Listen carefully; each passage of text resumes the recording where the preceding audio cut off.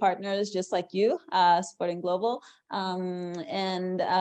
This really is a very, it's very helpful for students to understand, the quality of professors that they'll be having before they actually, start a program, understanding the kind of topics, that they will be covering. So with you guys, for example, we're going to have the next master class, which will actually be on the 27th of January, and we'll have our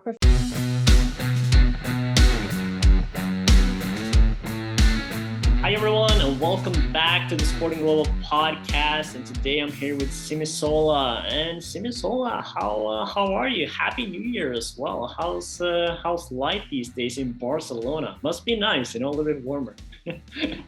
Hi, Ole, and thanks for inviting me to your podcast today. Barcelona is awesome, and yeah, we kicked off the new year with the sunny weather here. It's always great to be in Barcelona, and yeah, pretty busy, which is great because it just means that that our programs are very interesting for students, yeah, so we're really busy, with this start of the year. I can't imagine. I mean, like, it's always, I think everyone is just like so pumped about New Year. Of course, we're still having the pandemic, but at the end of the day, just making the best out of it. Everyone is exciting. And I mean, yeah, it's exciting to have you here, part of the podcast as well. And, gonna share a little bit about your story. We're gonna dig a little bit deeper into that, how ESEI, is doing their admissions, a lot of this kind of cool stuff that is going on. And I wanted to just dive right into it in terms of just tell a little bit about your journey in the education sector, and I guess also where did this sort of passion for helping students come to life, which I guess in a sense it's sort of the main purpose in the education sector, to a certain degree at least. Exactly. And I would say that that's a great question. And I would say that my process, has been a little bit different. I guess everybody sort of brings their own, life journey into this. No? And my journey has been a bit different. So, and I would say that when it comes to education, it really started with an internal process for me. So it was really wanting more out of my career, reflecting on the happiest moments that I had in my life, also building relationships that I had established over the years, and also not being afraid to take risks. Okay, so I would say that I first started off in fashion. Okay, so at the time that I was contemplating a career change, I had worked for about 6 years in a fast-paced fashion industry. So, that was my first actual major corporate role. I had grown within the organization I was working with at that time. I had acquired, major skills that really made me very valuable to that organization. But I remember thinking to myself, do I see myself here in the next 10 years? And for me, that's where it all started. So, I started that internal process with this major question, sort of like the light bulb moment, if I saw myself there. And so, I really just went back and thought about, how I came to Barcelona. And I came to Barcelona as an international student in 2003. And that decision, I would say, opened a new world of possibilities for me. And that, it was just sort of like a new moment of my life where I saw myself become more independent, more exposed to new cultures that were very different from my own. It also, it was also a time that I felt very much a part of an amazing international university community, with very personalized attention from faculty and staff. And it really also gave me the opportunities to get professional opportunities, within the business world in Barcelona. So once I identified that, is the highlight of my time in Barcelona, you know, being able to have this new world open up to me. For me, it was just clear that I had to contact people. And in my case, it was one specific person that I identified who had been, you know, the director of my program at that time. And luckily for me, she was actually, or she had started a new educational project. She was looking for an assistant. And for me, it was like, you know, this is my opportunity, and I jumped on it. No, so Perfect opportunity. so that's how. Exactly. And that's how it really all began. And I would say that I feel really blessed to be part of, you know, the process of helping people to achieve their academic and professional dreams. And it comes really natural to me, I would say, just because of my own experience. You know, like I came as an international student. And so I'm really sharing my experience that I've had in this process. It's been 20 years, you know, that that I chose to come to Barcelona as an international student. So, you know, when I speak with students, I speak out of knowledge of knowing, you know, the full range of possibilities that students can have, you know, career-wise in Barcelona. Yeah, and I mean, like that's a key, you know, value point as well, to just having that international, you know, mindset and perspective of like, you know, not only of, okay, I'm a local and I'm from Barcelona, but I'm like, you know, have taken this step, you know, at some point as well. So people, it's a lot easier for you to relate to their situations, to understanding, and there's a lot of challenges with, you know, going abroad, you know, going internationally. I mean, like I remember as well, like I studied in the US, like I'd never been outside Norway. So, you know, taking that big step, and, you know, it's good to have people around you, and like, you know, people that understand the processes and the journey that is part of it. And I mean, like it's great to, you know, that you found a passion of and having that light bulb moment too. You never know when that's going to happen, right? Which is always like a interesting story in itself. Like, well, I think we're all at some point just waiting for the light bulb moment, and maybe there's multiple as well, multiple moments as well, who knows. And Exactly. Yeah, I mean, for me, I always think that, you know, you should have a lot of those light bulb moments, no, because it challenges you to grow. It challenges you to really question, you know, why you're doing what you do. And once you do that, like, you know, then you get like more of an, you know, more of a reason not to, you know, to actively be more passionate about, you know, how you do things. No, so yeah, that was, you know, that was a couple of years ago, but yeah, I have you know, had other light bulb moments for sure. For sure. Well, let's talk a little bit about the present though. So obviously you're currently, you know, the head of admission and marketing at SE, and I guess like if you could just map a little bit about like what are some of your, you know, key responsibilities and priorities that you're working on in that role.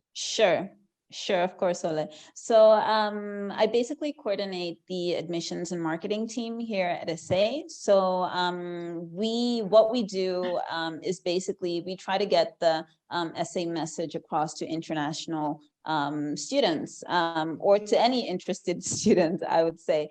So we are sort of like the first in line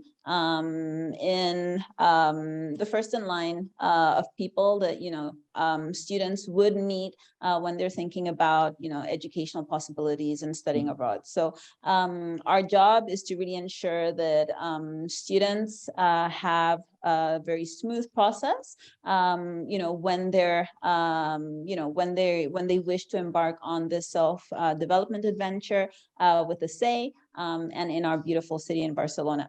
I would also say that our job doesn't stop there. So it's not only about, you know, making the smooth process for students, it's also about being always ready to advise students and to help students with any aspect of their student experience.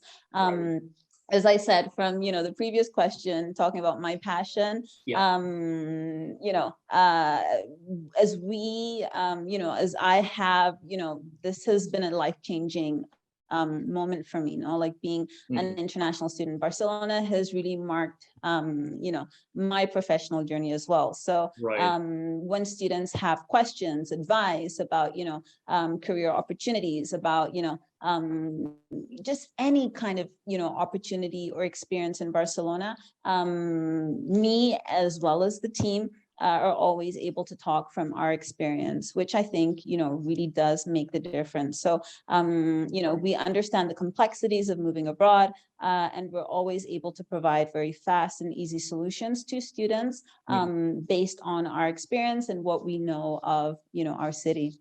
Right. And I think you're touching upon something really important in terms of like just not stopping the work after the admission process, right? That is sort of like continuing to like giving back, being there, for the students, because of course, like, it's one thing taking that step, but once you take it, it's like, how do we make it as comfortable for those new and in many cases international students to adapt to the city, to the language, to the culture. Like so there's a lot of different things to keep in mind. So I'm glad to kind of like hear that, it's a priority to sort of like help them adapt and being present, that it's more than just a student ID in a sense, right? Exactly. I mean, for me, I would say it's definitely vocational for us. Like, it's not just about like, doing the minimum. We try to do our best, knowing that, it's a human speaking with to another human, no? So, Right. that's always in the front, in the front row of, everything that we do, just making sure that, we understand what our students need and making sure that, we're able to provide that. If we don't have the answer, like, when they ask us, they know that, that we'd get back to them SAP, with the answers, to their questions or advice to whatever they need. So, we're always very close with students in that respect. Yeah, I mean, like, and that's a very vital part as well of education, I think, and again, like showcasing the value of why should somebody choose SE over another institution, because there's a lot of options there, of course, like these days, a lot of competition, especially in the sports field, and but I wanted to talk a little bit about working with a mission through the pandemic, and I guess like in a sense also with international admission, which in itself is a very challenging thing to begin with, and then you have the pandemic on top of it. I guess like what have been some valuable lessons you brought with you, for the last few years, just working with the pandemic and sort of like the situation that has been going on.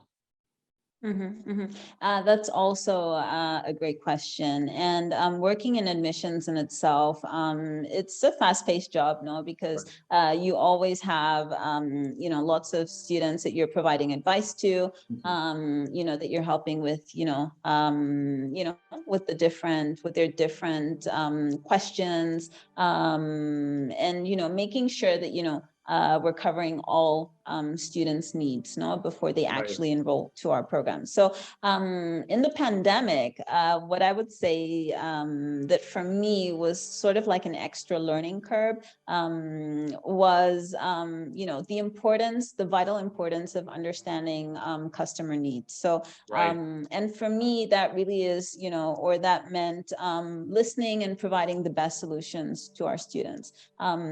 And why do I say this? Because during the pandemic, it was a very uncertain time. Quite a lot of our, potential candidates had challenges with documents. They were faced with a situation where their university administration was closed and they couldn't get documents. And so they couldn't move on with the next step of finding, their next program. So we had to, really come alongside with them, understand their needs, and just assure them that that we were there to make sure that that we would wait for certain documents, that they wouldn't miss out the chance with us, etc. No, there was also the issue with payments. No, so during the pandemic, because we were all at home, and it was, very difficult for students, well, for some students, to go to their local banks to make payments, etc. Everything was closed. Exactly. Like, we had to sort of like devise, a new payment system that was easy for students, so that they could also meet their deadlines, because a lot of the paperwork or the deadlines for visas, etc., didn't really change. But there were other things that were put on hold, and that students needed to do, for example, payments, or for example with the English testing system, one of the, because our programs are in English, obviously one of the things that we require students to have, is a fluent level of English. And most of the times we, we're able to, basically get students to send us, IELTS or TOEFL exam scores. So we had to be a bit more flexible with that, for example, because students couldn't go in for their IELTS or for their TOEFL tests, so basically we had to devise another system where students could do online, so those were, for me, those were like, a lot of the things that, that we had to, that we had to really understand the needs of our students, to be able to provide, solutions for them based on their needs. The other thing that was also very important for us, or for me as well during the pandemic, was the whole thing about embracing change. So being open to new ways of doing things, and being flexible and being teachable. For example, our open days, like an open day is always a great way for students to come into the building, to see how our community is like, to meet students, to meet teachers, to understand a bit more about the admissions process, etc. But obviously during the pandemic, everywhere was closed, so for us it was like, sort of like an ideal moment to launch our online open days through Zoom, and we had, it was actually a very successful thing for us, because having almost 90% of our students, coming from abroad, it actually gave us an even better platform to connect, easily with our international students. So, the change that came with, having a lot of meetings going online was actually a change that benefited us as a school, to be more connected with our student body. We also during this time were able to have more interviews through video calls, as opposed to the normal telephone calls that we used to do.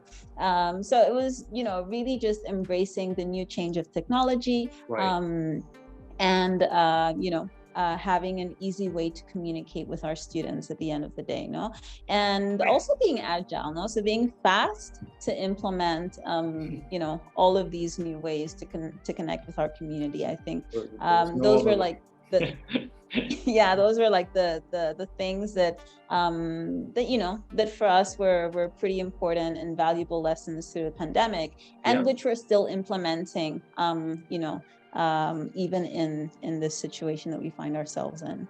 And I think, just as a former, I mean, like, you're an international student, or you were, and I was a former international student as well. And I mean, like, just having that, I guess, a closer and earlier, I guess, access to the community, to, the people, the staff, the students, kind of like the information in a much more way than just a website. I think it's a huge factor for making that final decision. And so it's almost like critical, and you can almost like debate if, like, why wasn't there before, right? But then it's almost like this, right? Like you need, sometimes you need crisis for innovation to happen. So it's part of the game. Exactly. And not only that, I would also say, like, connected to our previous points, no, and Right. also what you said, as we have experienced the process, you've been an international student, from Norway going to the US, Right. I've been an international student from Nigeria coming to Spain. It's really having empathy for students who want the same experience, not knowing how best to connect with them, knowing their fears, their needs, and being able to reassure them during the whole process. So that happens not only before they come to us, but also during their whole learning experience with us. No, so I would say, for me, that's been one of the best things of studying at university. The people. No, Yeah. so at ESEI, I think that we're a very people-focused university. Well, I think it's a good priority to have. At the end of the day, it comes down to people, right? So I wanted to talk a little bit about like some of the initiatives that you are working on, to help these potential students learn more about SEE, checking if it's a good fit. And obviously you touched a little bit upon it on like in terms of like, a digital, kind of like open day, but there are like some other things as well that you guys are working on. So when we learn a little bit more about like some of the initiatives that is happening from your side, and I guess also from both of our side, but we'll definitely touch upon that as well. Of course, Ole. So for us, we've definitely identified boosting our digital presence as a top priority for us. And really, this is just because students need to have the right information when they start looking for programs that will enhance their professional profiles. No, so being able to to have the right information at the right time, and in the right place, which for students nowadays, generally tends to be, maybe they start the search with Google, is top priority. So, we're working a lot on boosting our digital presence and making sure that, students who start this search, will have, the right information at the right time, and would also be able to connect with the right people. No, so making sure that all of our communication tools are easily accessible to our students. So for example, students who find us through Google search and go to our website can, very easily schedule, an inquiry call with one of our student advisors. And this would normally happen, for example, through WhatsApp. No, and this can be something that they can do, in less than 10 minutes, and have, someone from our side talking with them either the same day or the next day. Right. So, that's something that we've definitely prioritized. We've also prioritized collaborating with more partners globally who have direct access with students looking for international educational opportunities, and also who are in the position to advise students. So, there are some, there are some regions around the world where, students would decide or would prefer to go to a specific office to find out more about, different, different study abroad opportunities. No, so it's a priority for us always to make sure that our partners, always have the right information, just so that students understand, the different options that are out there, and would have access to to come into contact with our programs. And I would also say that, we have also made it a priority to provide more master classes with partners just like you, Sporting Global. And this really is a very, it's very helpful for students to understand, the quality of professors that they'll be having before they actually, start a program, Right. understanding the kind of topics, that they will be covering. So with you guys, for example, we're going to have the next master class, which will actually be on the 27th of January, and we'll have our professor, Stephen Van Uchtrit, who will be talking about bringing traditional sports into the digital age with cycling in focus. Right. And I mean, like, this is obviously, obviously we're super proud and happy to be a partner with SEE and having you guys inside our community and platform, right? Where, and you were talking about too, in terms of digital presence, right? Of being somewhere where, you can reach a very, targeted audience that were looking for opportunities, maybe an international career and like studying abroad. So it's sort of like, for those of you as well that are listening in and wants to attend this masterclass, you'll get more information if you sign up at sportingglobal.com if you haven't done that already. And of course, you can connect with Simisola and, follow SEE page and, see what's going on. So there's a great way to start doing that right away. And hopefully we'll see you at the masterclass as well. And obviously, I think it's very important as well that you talk about like all these, digital initiatives and like, the pace and sort of like the accessibility. But I wanted to, know a little bit more in terms of, these people here that are listening, tuning in and thinking like, hey, maybe SEE, maybe that could be a great option, maybe like some sport related programs. How, tell us a little bit about the admission process around this. Like, how does it work at SEE in terms of the process, and what are, I guess, like some key points that these, potential students should have in mind when we start looking for this kind of information?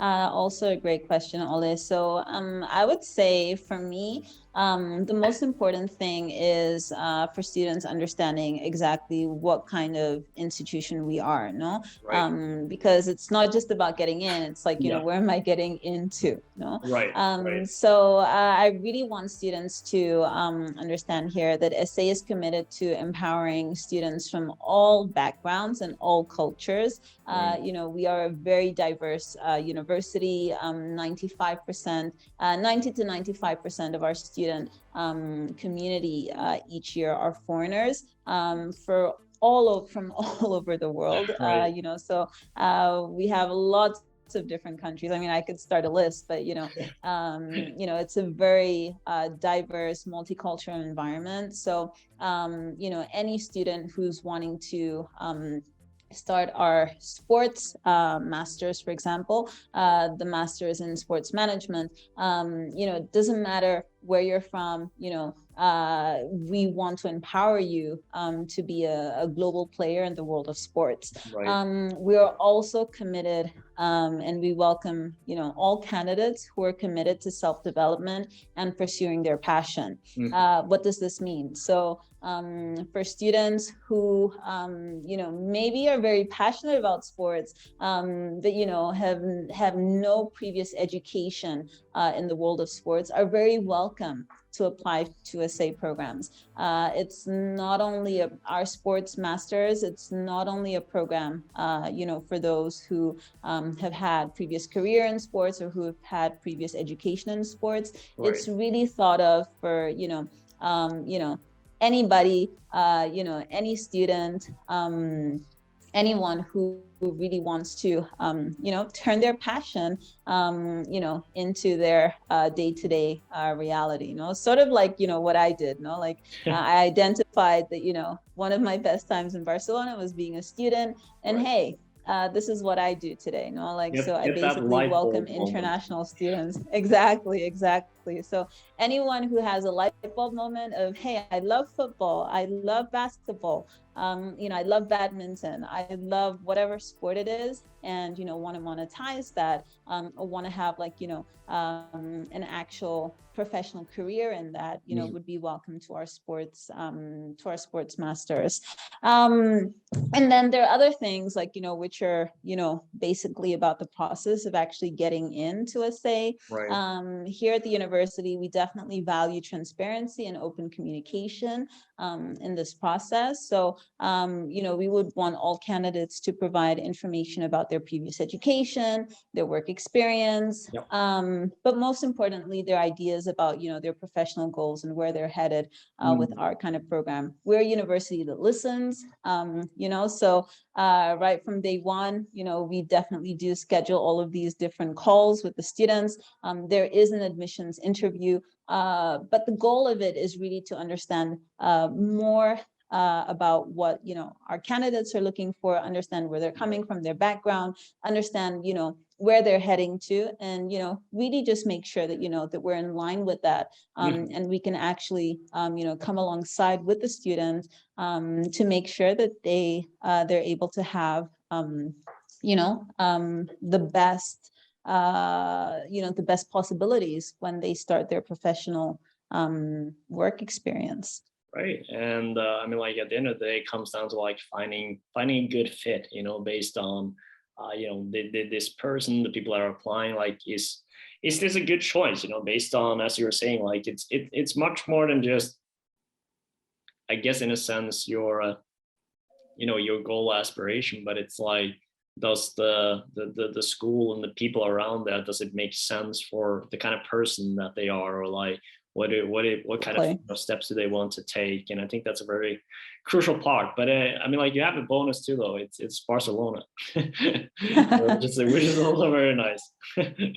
Exactly. I mean, studying from Barcelona, yeah. I mean, it's actually one of the best student cities in Europe. So yeah, that's definitely an added point. let's Exactly. let's sort of like wrap up here a little bit with I want you all, to provide like some tips here for these kind of like, potential international students, trying to find the right program in this challenging situation. And I kind of like, I guess, split it up in a sense where, one, I want to kind of like put away your SE hat and all this, company hats and all this stuff, and just like from your own personal experience, like, you've been through a lot, you've seen a lot of things, and you've been through this journey, and what kind of tips would you have for them, for these students? And I guess to add on as well, like, what are some of the ways that SEE is doing, to smooth that process? And you've been touching a little bit upon it, I know, like through this conversation, but I wanted to just divide it a little bit so you get you're just without any kind of hat on, and they can kind of like just soak in your knowledge a little bit. Sure, Ole. So I mean, and as you've said, we have touched on a lot of these points, I think, from our previous, from the previous questions. But I would say one that really stands out for me now, if I had to give any kind of advice, would be following your gut, so following your gut feeling, and making sure that that the institution that you're looking to form a part of actually is a good fit for you. So Right. And to do that, like, you have to understand who you are, and what you want, like out of life as well. So and for example, we at ESEI, we are a small community, having prioritizing one-to-one student engagement, like in small groups. So right. Not every student is cut out for this, so maybe there are other students who would want a bigger university, lots of students, huge campus, thousands of of students going around. So understanding what you want, at the end of the day, helps you to know if that university is in line with what you with the kind of experience that you're looking for. I would also say that it's important to get advice from other students, from our advisors. Some of the times our student advisors are actual students. So, and we're very confident because, by putting our students out there, to become advisors to potential students, they're in a place where they actually share their experience as, in the business world, they would be our clients, no? So, they can freely express how classes are, how the community is. And so, any student who's wanting to come into ESEI, can have that, very open advice from other students who are currently at ESEI and are, willing to share that information with them. So I think it's really important to always get advice from others. I would say on a third note is to stay positive. Okay, so don't be overwhelmed, with the idea of, going to, study abroad. This is a very positive experience. For me, it's one of the best experiences that I've had in my life, being placed in an environment that was completely different, to what I had experienced so far. So it's very positive, it's very enriching, and it's something that you should be, that any student should be excited about. 100%. And I would say lastly, not be afraid to take the leap. Okay, so it's a leap of faith, but what I could say is that, ESEI is on the other side, ready to catch you, so in a way. So, we definitely, we understand, that this is really about people. It's about, people growing in terms of, their self-development, their understanding of themselves, the value that they can give to not only companies, I would say society at large. And, we really want to come alongside students to help them, not only with their education, not only with being able to have that professional, the successful professional experience that they're guaranteed to have, but then also making sure that their experience while they're with us at ESEI and in our programs, in our classrooms, is an unforgettable one. So, yeah, students should definitely not be afraid to take the leap. 100%. I mean, I can vouch for everything you said, as an international or former international student, at least, taking that leap and the reward that you sit down with at the end of the day, it's more than you would ever imagine. Of course, you got to take that step and do the process, talk with people, as you were saying, get that advice and, see if it's a good fit. That's what it comes down to at the end of the day, because that's going to boost that experience even more. And Simisola, I would like to just thank you, for taking the time, for, sharing your background and some of your, stories and some great insights that you and everyone at ESEI is working on, and how you guys are working with the new potential students and the cool things that are coming up. So thank you once again for taking the time, and it's been a pleasure having you part of this podcast. Thanks, Ole, for the time, and hopefully hope to see lots of sport and global students in our classrooms here in Barcelona. Yeah, I'm sure there will be some sporting global users that find the ESEI as a good option and a good way to boost and continue their sports career. So that's the goal, that's the plan. And then I guess as a final kind of, I wouldn't say it is a question, but it's more of a tradition that we at Sporting Global Podcast has been doing, since day one, and that's a little bit of a challenge for you. And so we have this tradition where you have to say something Norwegian. So I'm gonna learn you some Norwegian today. Okay, I'm up for the challenge. Good. So with every video we do, we always finish with "Vi snakkes," which means "see you later" in Norwegian. So that's what you have to say. Okay, so vi snakkes. There you go. You see? Easy. You're practically Vi Norwegian. snakkes. Perfect. Well, thank you so All right, much, Ole, thank Simisola. you so much. And All we'll, right, thanks we'll for talk having later. me, okay? Absolutely. All All right. right, Bye-bye. take